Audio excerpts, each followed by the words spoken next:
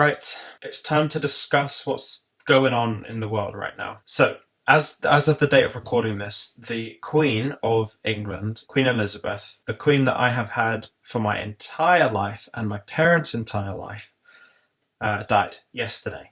And so this video might be coming out a little bit later, but I really just wanted to get all my thoughts about the market, what's happening out there, just so everyone can start to read between the lines and see maybe what I'm seeing. And whether what I'm seeing is valid or not, that's up to you to decide. I don't really care. But this is how I'm drawing narratives together. We know that the whole world basically has had increasing inflation. The economy is absolutely crashing to the ground. The energy companies are charging way more than most people can actually afford. And we come to a situation where the energy companies are 1.5 trillion pounds in debt. I might need to be corrected on that. That's either £1.5 trillion in debt just in the UK, or that could have been a global number. Either way, as B. Rush said very, very well in his YouTube video, that's the entire crypto market plus 500 billion. That's crazy amount of debt. So that kind of debt is unheard of. 1.5 trillion just in the energy company sector. So you have that happening. You have Russia coming out saying that they're doing cross-border payments now. And actually, you now have India and China who've just joined along. That's no surprise if you follow this channel. You'll know that Russia, India, China, Brazil, South Africa, they're part of this group of companies called BRICS. And basically, whenever one country in BRICS starts moving a certain way, they all move that certain way. And when you put together the way South Africa, Brazil, India, China and Russia are connected to the rest of the world financially, and they're doing cross-border payments, you've got to be involved with Ripple technology everywhere in the globe to do business with those countries. Not only that, we have the Eurozone going live in November with the new ISO 20022 messaging protocol, which has to go alongside a fast payment system, a system with real-time gross settlement, RTGS, that has a high volume payment system, HVPS. We know both of those words correlate directly to Ripple technology. We know that banks are running out of money real quick. In fact, there was a European convention for finance or something just the other day, and they're basically alluding to the fact that this is going down and we're doing our best here. It's like on the verge of catastrophe here. Not sure if those words were actually used, but that's basically what was said. And all of this is happening now, on the lead up to a court case settlement. Don't you find that interesting? And then, of course, you add to the fact that the Queen has died. And that seems unrelated. I know it seems unrelated. But I feel like at the inflection moments of a market, all kinds of things start happening, right? And I think even, I refer back to B. Rush. He said on a previous live Discord, when things crash, it's biblical. The actual bottom is biblical. And so when you talk about biblical, I'm thinking, man, this is like things from all over the place, random instances of things happening at the bottom. That would be kind of biblical in my eyes. It wouldn't just be the financial area. It wouldn't be just energy. It wouldn't just be the royal family. It would be all of it at once. And then look what we have. I just feel like everything's coming together here. And so that whole narrative, let me tie all of that in. Energy companies need money. They need liquidity. Remember that word. They need liquidity because they have no money. Banks have no money. They're literally running out. They need liquidity. Countries are going to start running out of their money, their money, the money that comes in from all types of areas, like tourism. Like, for example, the royal family tourism that the UK is basically holding on by right now.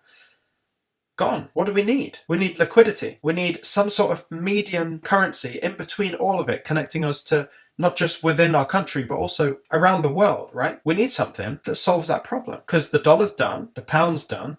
No one's got any of it. Cost of living is skyrocketing. No one can afford their life anymore. The Queen died. So can we talk about the two crypto projects that actually provide something that is needed? Liquidity, instant payments, real-time gross settlement, high volume payment systems, ODLs, liquidity. I've said that already. Who does that? Well, you know the answer. It's XRP and XLM. The only two that do that. So when you talk about XDC and you go, what about XDC? That's going to handle some stuff. Yeah, but they're still going to need to get liquidity from somewhere. Right? They still rely on getting liquidity. It's not built in like XRP and XLM. So with exchanges, starting to make things difficult. I've been saying this for ages. Move it to a cold storage. Move your crypto to a cold storage. The exchanges, at some point, when the scale tips, when the bottom is hit, when catastrophe takes over, the exchanges will start saying, actually, we don't have any XRP to sell anymore. Sorry. And also, you can't sell your crypto. You can't withdraw your crypto. That's just staying with us now. So sorry. That's going to happen. And so you need a ledger. You need a decent wallet. You need a Faraday box. You need all of these things to protect your assets. And we're not talking about $1,000 here. It might look like that right now in your portfolio, but that's $10 million in the future. So spending that money to secure crypto is a no-brainer at that point. Anyway, that narrative all coming together just leads me to think that this thing is going to pop, and it's going to pop big.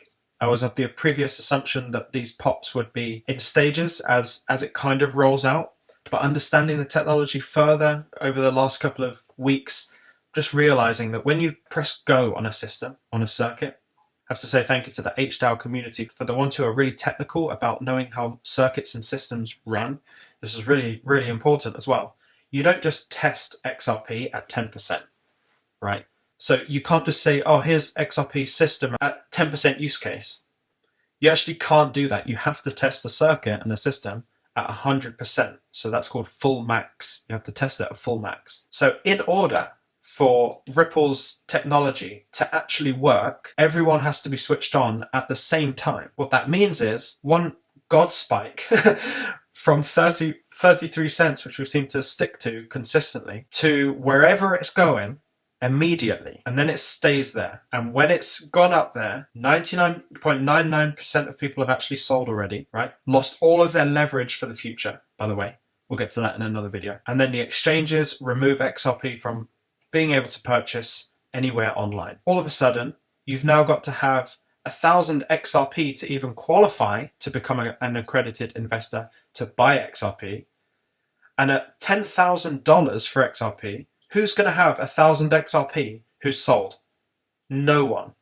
No one except those who have waited and held onto their bags. So that's what I foresee happening. I don't think the Queen's death, I don't think that's out of the blue. I think all of these things play into each other. And it seems like basically every country's almost at breaking point here. Certainly seems that way in the UK. The debt's out of control. Banks don't have any money. Something needs to solve that issue. It's XRP. And really, there's only two, right? They're all talking about CBDCs, and they're all talking about real-time gross settlement, right? They've all been testing it. Bank of England's been testing the system since February this year and training all of their staff since January this year. Like, they've already been testing it. It's ready to go. It's been ready to go for a year. And so max pain needs to be reached in the economy across the globe. And that's the point when the flip gets switched.